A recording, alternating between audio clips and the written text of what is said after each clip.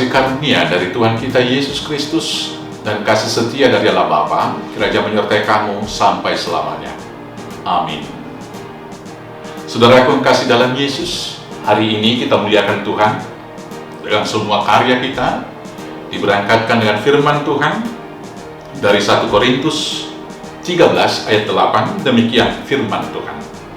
Kasih tidak berkesudahan, nubuat akan berakhir, bahasa roh akan berhenti, pengetahuan akan lenyap. Demikianlah firman Tuhan.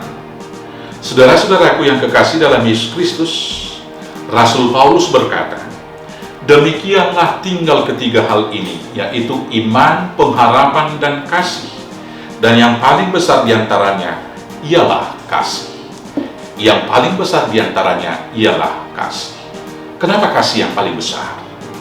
Karena kasihlah kesimpulan dari seluruh hukum Taurat dan kitab para nabi. Demikianlah dikatakan oleh Tuhan Yesus. Kasihilah Tuhan Allahmu dengan segenap hatimu dan dengan segenap jiwamu dan dengan segenap akal budi. Itulah hukum yang pertama, yang terutama dan yang pertama. Dan hukum yang kedua yang sama dengan itu ialah kasihilah sesamamu manusia seperti dirimu sendiri. Pada kedua hukum inilah tergantung seluruh hukum Taurat dan kitab para nabi. Pada kedua hukum inilah tergantung seluruh hukum Taurat dan kitab para nabi. Firman ini nanti boleh kita baca di Matius 22 ayat 37 sampai dengan 40. Kasih yang pertama adalah kepada Tuhan, dan orang yang mengasihi Tuhan pasti akan dimampukan mengasihi sesamanya.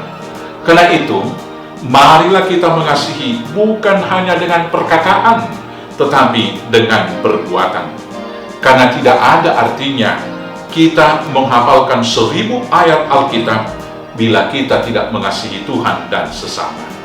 Karena tidak ada artinya kita melakukan ibadah rutin dan doa yang panjang kalau kita tidak mengasihi Tuhan dan mengasihi sesama. Maka hendaklah kasih itu jangan pura-pura. Jauhilah yang jahat dan lakukanlah yang baik. Selamat hidup di dalam kasih Tuhan. Tuhan Yesus memberkati. Amin.